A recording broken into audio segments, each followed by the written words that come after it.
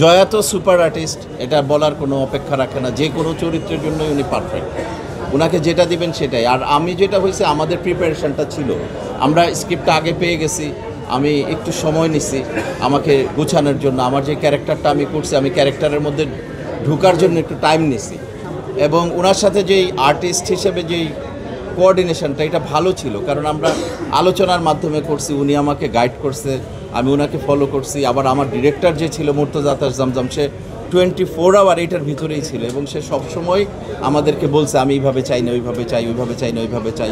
আমরা অনেক কিছু, যেমন জয় আমাদের জন্য কোনো ম্যাটার না, আমরা মেকআপ টেকআপ আমি নিই না এমনি তো, বাট জয়ার মতো একটা আর্টিস্ট, আপনারা যাকে গ্ল্যামার গার্ল হিসেবেও জানেন, সো সে কিন্তু দেখেন পুরো মেকআপ ছাড়াই সিনেমাটা করছে। This is like a compromise, sacrifice from her side.